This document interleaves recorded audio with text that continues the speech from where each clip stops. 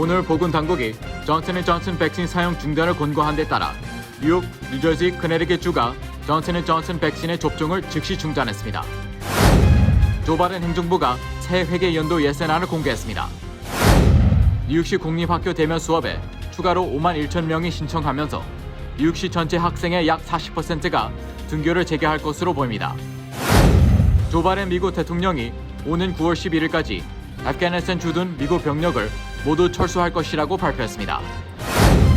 뉴저지의 최대 한인 밀접 지역 팰리세이드 파크의 크리스 정 시장이 오는 예비 선거에 추천한 후보들을 놓고 그 배경에 관심이 쏠리고 있습니다. 미주 한인 단체들이 조 바이든 대통령에게 일본군 위안부 문제에 대해 일본 총리가 사과하도록 압박해달라는 청원을 제기했습니다. 미 제약사 레저너론의 코로나19 치료제가 FDA 예방 목적으로 사용 가능하도록 승인을 요청하기로 했습니다. 백신 접종과 함께 홍삼을 섭취하면 백신의 효과를 더욱 증가시키는 것으로 확인돼 주목을 끌고 있습니다.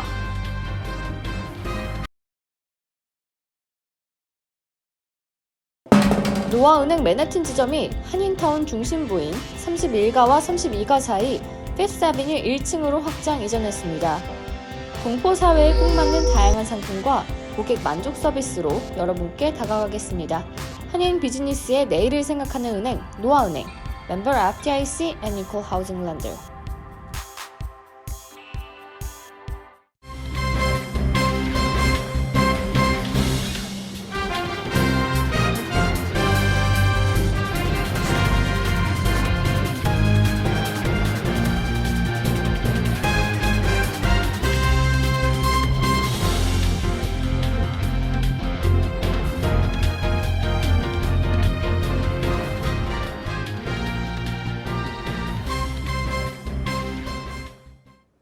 여러분 안녕하십니까? KBTV 뉴스 9 이창원입니다. 연방보건당국이 오늘 존슨앤존슨 코로나19 백신 사용 중단을 권고한 데 따라 뉴욕, 뉴저지, 커네티컷, 트라이스테이트 지역은 모두 존슨앤존슨 백신 투여를 즉시 중단한다고 발표했습니다. 식품의약국은 오늘 존슨앤존슨 백신 투여 후 혈전 합병증으로 1명이 사망했으며 또 다른 1명은 위독한 상태라고 밝혔다고 AFP 통신이 보도했습니다. 앞서 질병통제예방센터와 식품의약국은 공동 성명을 발표하고 존슨앤존슨 제약부문 계열사인 얀센이 개발한 백신을 맞은 사람에게서 드물지만 심각한 형태의 혈전증이 나타난 사례 6건을 검토하고 있다며 백신 사용 중단을 권고했습니다.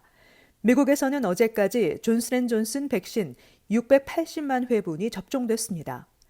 존슨앤존슨 접종 후 혈전증이 나타난 접종자는 모두 여성이며 연령은 18세에서 48세로 증상은 접종 후 6일에서 13일에 발생했습니다. CDC와 FDA는 존슨앤존슨 백신 접종 후 나타난 혈전증은 뇌종맥동 혈전증으로 혈소판 감소를 동반했다고 설명했습니다.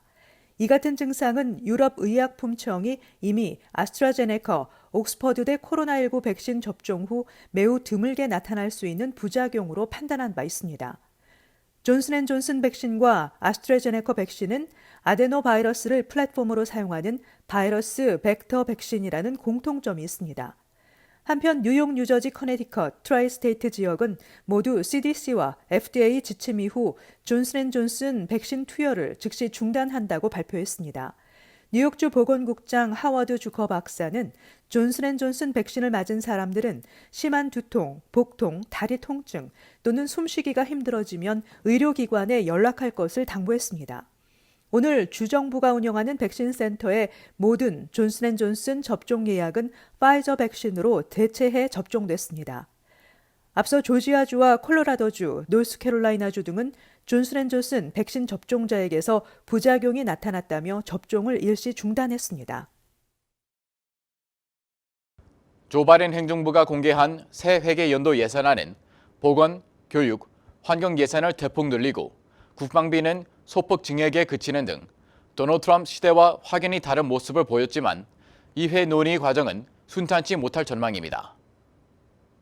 백악관 예산관리국은 2022 회계년도 연방의 재량 예산을 올해보다 8.4% 늘어난 1조 5,224억 달러로 책정했습니다. 분야별로 보면 교육 지출이 무려 41% 늘고 보건 분야는 23% 증액하는 등 사회복지 관련 예산이 급증했습니다. 트럼프 전 대통령이 2021 회계년도 때 삭감하려 한 분야들입니다. 기후변화 140억 달러, 빈곤층 학교 지원에 200억 달러 등이 추가됐고 질병통제예방센터 예산을 20년 만에 최대인 16억 달러 늘렸습니다. 반면 국경 장벽에 대한 예산은 대폭 삭감했고 전체의 절반가량을 차지하는 국방 안보 예산은 7,530억 달러로 1.7% 증가에 그쳤습니다. 대중교통과 환경 정화에 수십억 달러를 추가로 투입하고 총기 판매 시 신원 조회 자금을 확대했습니다. 이번 예산은 지난달 의회를 통과한 경기 부양안과 최근 2조 2,500억 달러의 인프라 투자 예산과는 별개입니다.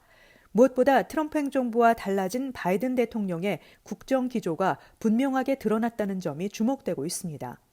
로이터는 각각의 목표는 이전 정부와 충돌하는 내용이라고 평가했고 워싱턴 포스트는 바이든의 예산은 트럼프 행정부가 조롱하며 삭감하려 한 모든 프로그램에 더 많은 자금을 투입하는 등 지출 우선순위를 뒤집으려 한다고 전했습니다.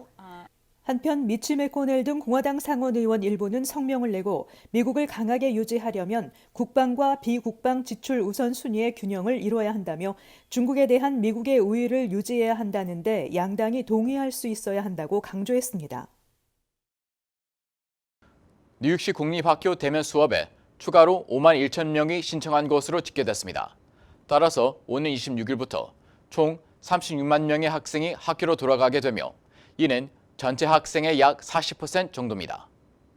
연방질병통제예방센터의 학교 내 사후적 거리두기 지침 완화에 따라 뉴욕시는 대면 수업 확대를 결정하고 온라인 수업을 선택한 학생들을 대상으로 이번 학기 대면 수업 전환 신청을 받은 결과 약 5만 1,000명의 학생이 전환을 선택한 것으로 나타났습니다. 이들은 오는 26일부터 등교하게 됩니다. 여전히 100만 명 중 65만 명이 이번 학기 말까지 집에서 온라인 수업을 하는 것입니다. 빌 드 블라시오 뉴욕시장은 이 같은 대면 수업 전환 사항을 발표하면서 최근 학교 내 감염률은 1% 미만에 머물러 뉴욕시 전역 7일 평균 감염률 5.27%보다 훨씬 낮은 것으로 나타났다며 학교는 매우 안전하다고 밝혔습니다. 이어 시장은 질병통제예방센터 CDC의 학교 내 거리두기 방침 완화로 학교 내 더 많은 학생을 수용할 수 있게 됐다며 4월 말까지 대면 수업 신청이 열려 있기 때문에 더 많은 학생들이 학교 건물로 돌아갈 것을 바란다고 당부했습니다. 뉴욕시는 초등학교와 유치원에서 3피 거리두기를 따르고 있으며 중, 고등학교에서는 6피 거리두기를 유지하고 있습니다. 지난 12일부터 뉴욕시 학교 폐쇄 기준은 7일 이내에 4건 이상의 양성 사례 발생 시 10일간 폐쇄하는 것으로 이전보다 대폭 완화됐습니다. 기존에는 학교 내 단 2건의 양성 반응만 나와도 학교를 10일간 폐쇄해 잦은 폐쇄로 인한 학업 능력 저하 등을 이유로 한 많은 학부모들의 불만이 제기된 바 있습니다. KBTV 뉴스 이창원입니다. 조 바이든 미국 대통령이 오는 9월 11일까지 아프가니스탄 주둔 미국 병력을 모두 철수할 것이라고 발표했습니다. 아프가니스탄 전쟁의 도화선이 됐던 9.11 테러 20주년을 계기로 미 역사상 가장 길었던 전쟁을 종식하려는 의도로 풀이되는데요. 바이든 대통령은 빠르면 내일 공식 발표할 예정인 것으로 전해졌습니다. 보도에 김은지 기자입니다.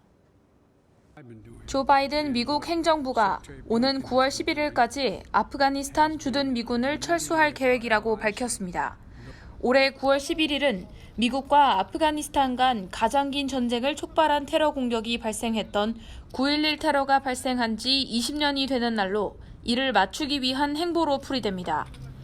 바이든 대통령의 이번 결정은 다음 달 1일까지 아프가니스탄 주둔 미군을 철군할 계획이었던 트럼프 전 행정부의 계획을 4개월 정도 늦춘 것입니다. 트럼프 전 행정부는 지난해 탈레반 반군과의 휴전에 합의하고 탈레반의 폭력 행위 축소를 전제로 5월 전에 아프간 전면 철군을 약속한 바 있으며 재임 기간 해당 지역의 주둔 미군을 기존 1만 5천여 명에서 차차 줄여왔습니다. 한편 바이든 대통령은 취임 이후 유럽 동맹국들과의 조율과 탈레반 간의 추가 협상을 통해 아프간 철군에 신중한 태도를 취해왔습니다. 현재 아프간에 남은 미군 병력은 2,500명 수준이며 북대서양 조약기구인 나토 동맹국 병력도 7,000명이 주둔하고 있는 것으로 알려지고 있습니다. 한편 바이든 행정부는 트럼프 정부에서 감축 계획을 세웠다가 논란이 됐던 독일 주둔 미군을 증원할 계획이라고 이날 밝혔습니다. AP통신 등은 독일을 방문 중인 로이드 오스틴 미국 국방장관이 베를린에서 안네그렌트 크람프 카렌베우어 독일 국방장관과 회담을 갖고 독일 주둔 미국을 500명 증원한다고 발표했다고 보도했습니다. 현재 독일에는 3만 6천여 명이 주둔하고 있으며 이번 증원은 나토 강화를 상징하기 위한 계획으로 풀이된다고 언론들은 분석했습니다. KBTV 뉴스 김은지입니다. 뉴저지의 최대 한인 밀집 지역인 팰리세이스 파크의 크리스 시장이 오는 6월 실시되는 시의원 예비선거 민주당 후보로 현역 의원이 아닌 제3의 인물 2명을 추천했던 사실이 뒤늦게 알려져 파문이 일고 있습니다. 김은지 기자입니다. 펠팍 선거 관계자들에 따르면 크리스 정 시장은 6월 8일 실시되는 예비선거를 앞두고 시의원 후보로 현역인 이종철, 폴김 의원을 제치고 한인 1명과 백인 1명 등 2명을 추천했습니다. 그러나 정 시장의 이 같은 시도는 펠팍 민주당 위원회 고위층의 반대로 무산된 것으로 알려졌습니다. 이에 따라 펠팍 민주당 공천위원회는 이종철, 폴김 의원 등 2명을 민주당 후보로 지명했습니다. 정 시장은 2018년 한인 최초로 펠팍 시장에 당선된 후 자신을 적극 지지한 이종철 의원을 부시장으로 임명했습니다. 지금까지 두 사람은 정치적 동지로 알려졌습니다. 그러나 정 시장은 정치적 동지인 이종철 의원에 사전 통보도 없이 은밀하게 정치 초년병 2명을 시의원 후보로 추천했던 것으로 드러나 그 배경을 둘러싸고 추측이 일고 있습니다. 일부 한인 단체장들은 정 시장이 이 같은 무리수를 둔 것은 정치적 계산 때문인 것으로 보고 있습니다. 정 시장은 지난 1월 갑자기 뉴저지주 하원의원 선거에 출마한다고 발표했습니다.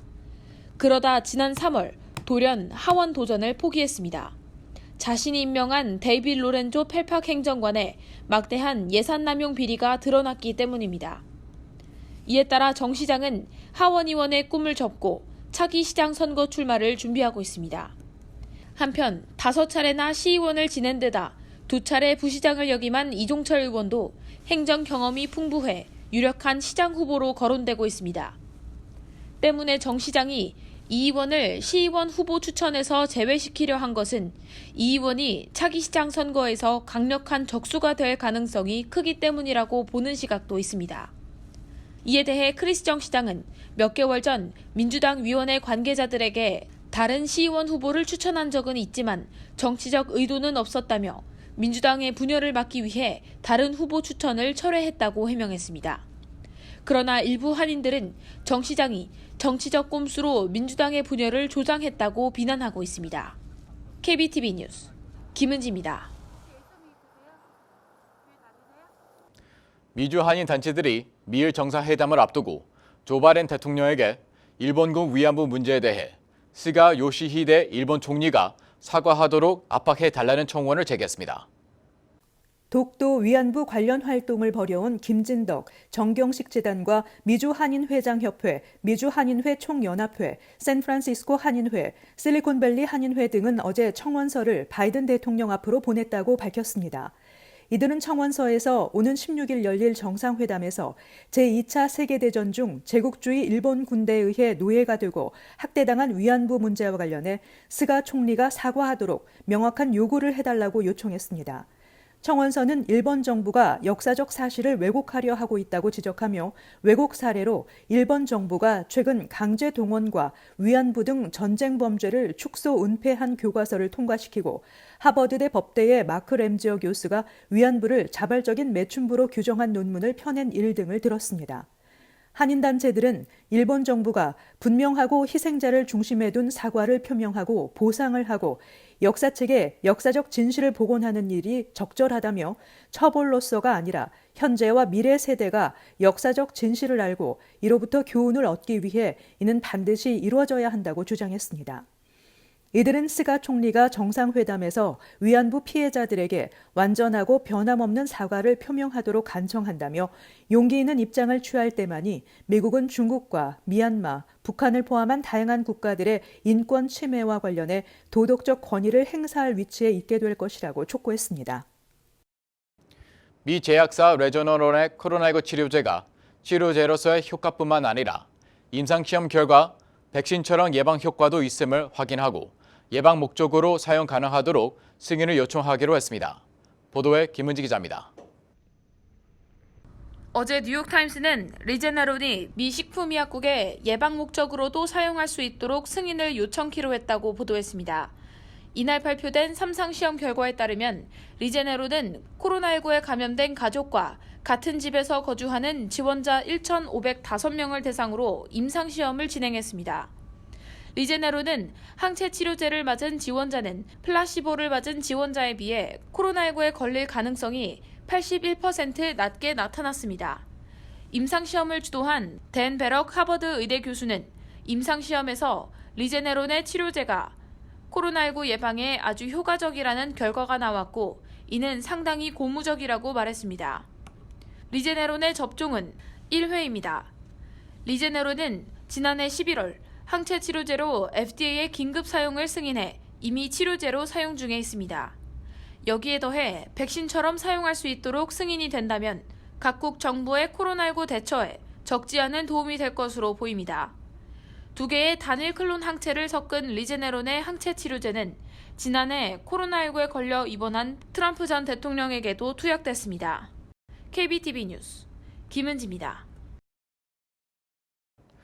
미국 내 코로나19 백신 접종이 빠르게 증가하고 있는 가운데 백신 접종과 함께 홍삼을 섭취하면 항바이러스 효과가 높아지는 등 백신의 효과를 더욱 증가시키는 것으로 확인돼 주목을 끌고 있습니다.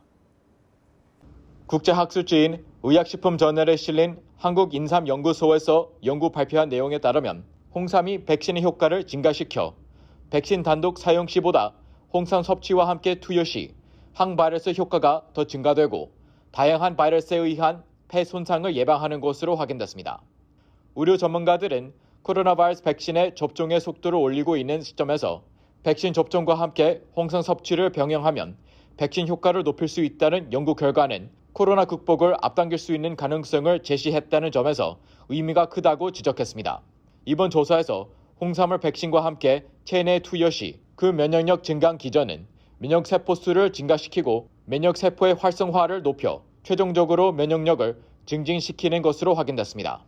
이번 연구는 실험 대상에 코로나 바이러스를 감염시킨 후 생존율을 측정한 결과 홍삼 농축액과 백신을 접종하지 않은 쥐는 20%, 백신만 접종한 쥐는 60%, 홍삼 농축액과 백신 접종을 병행한 쥐는 100% 생존한 것으로 나타났습니다.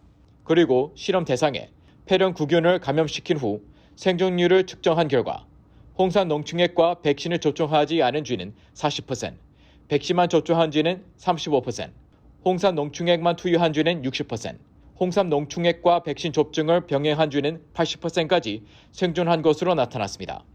즉 백신만 접종한 쥐에 비해 홍삼 농축액을 섭취하며 백신을 접종한 쥐의 생존율이 더 높다는 결과가 확인됐습니다.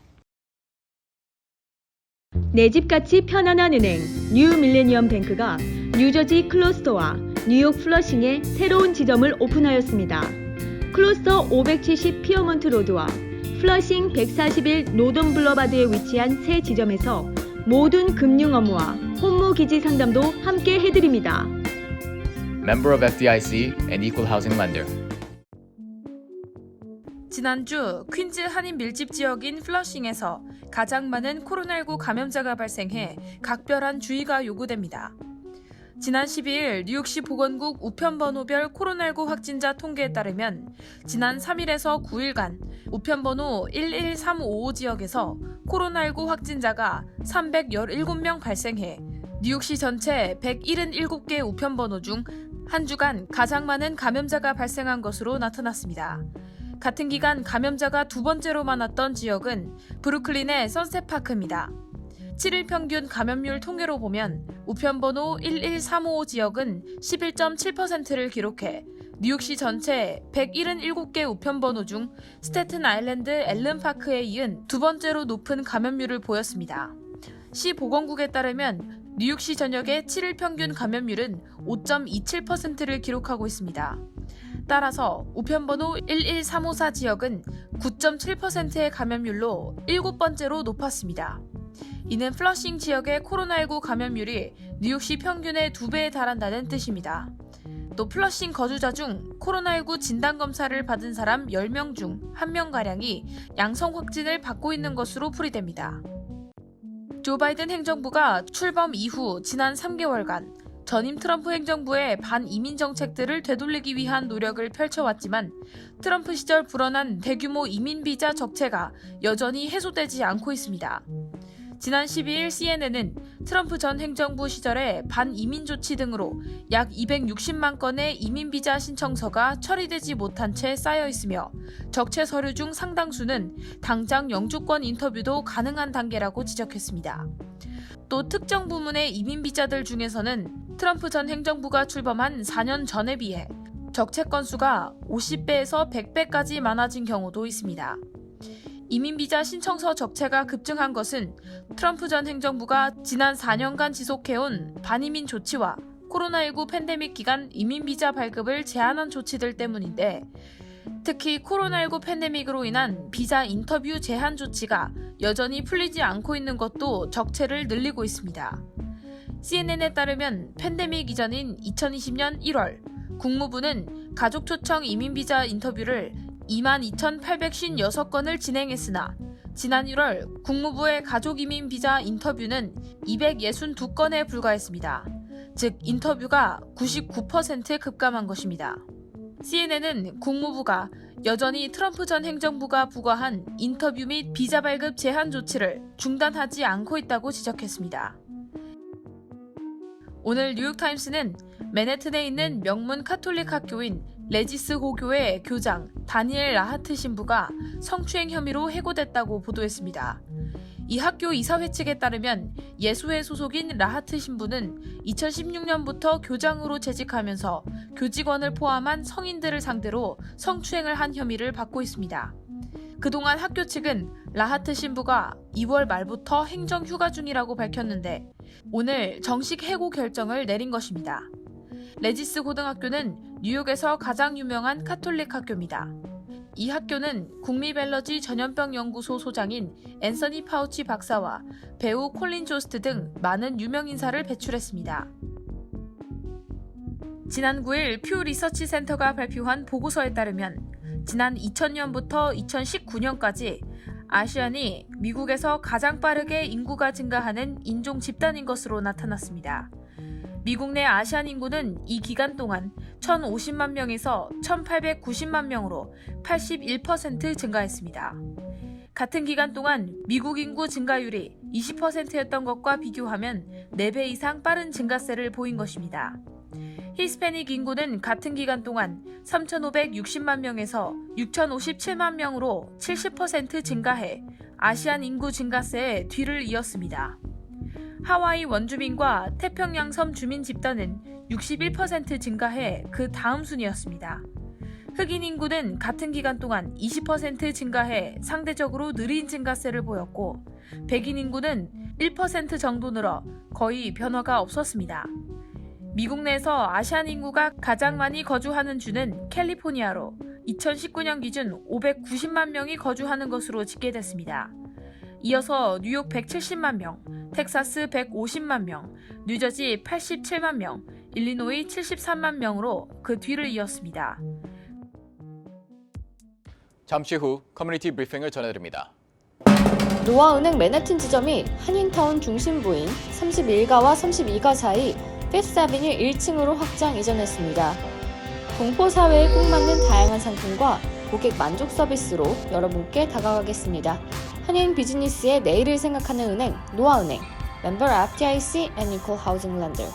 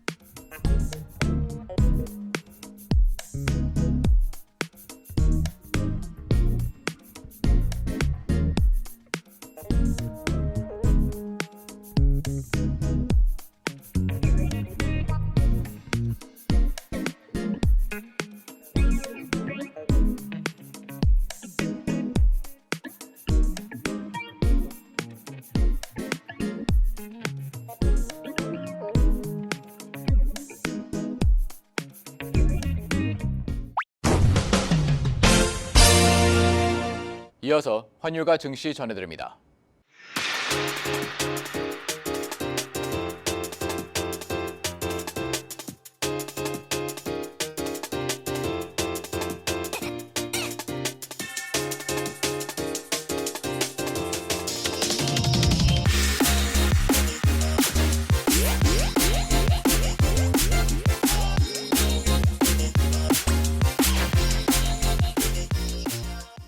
잠시 후 뉴욕과 뉴저지 날씨 전해드립니다.